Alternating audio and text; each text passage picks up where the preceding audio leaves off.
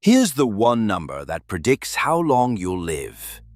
Better than your cholesterol, better than your blood pressure, even better than whether you smoke.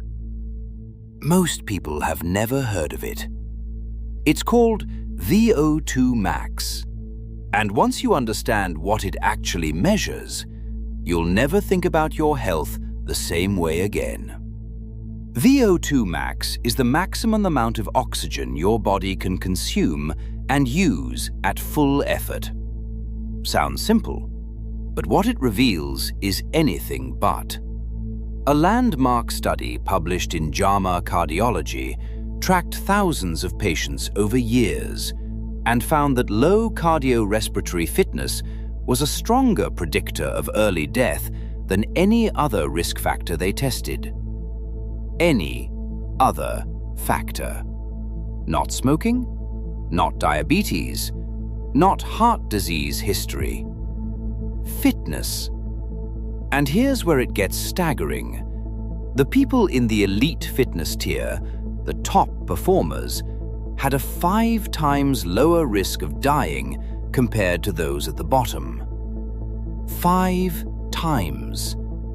Not 20% lower, not 50% lower. 5 times.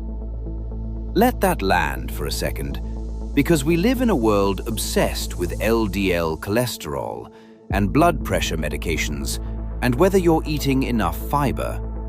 And meanwhile, the single most powerful predictor of how long you'll live is sitting there, largely ignored, rarely tested, almost never discussed at your annual checkup. Here's what makes VO2 max so fascinating and so much deeper than it first appears. It's not just about your lungs. It's a window, a direct window into your mitochondria, those tiny power plants inside every cell of your body. It reflects your heart's raw pumping power, your muscles' ability to extract oxygen from the blood and actually burn it for fuel.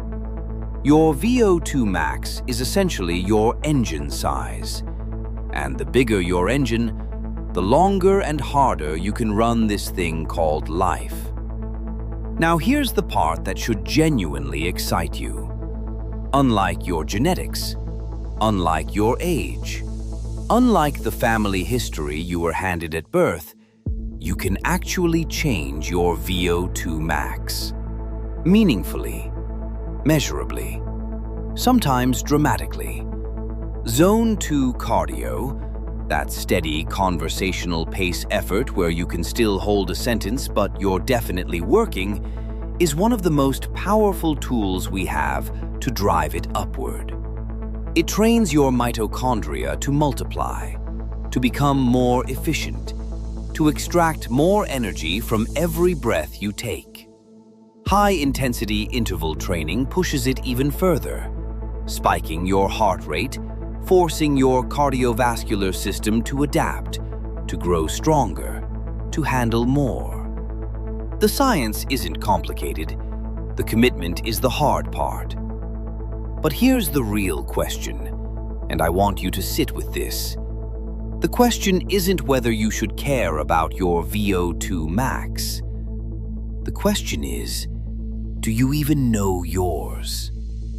Because you can't optimize what you don't measure, and you can't afford to ignore the one number that might matter more than any other. Find out where you stand, then get to work.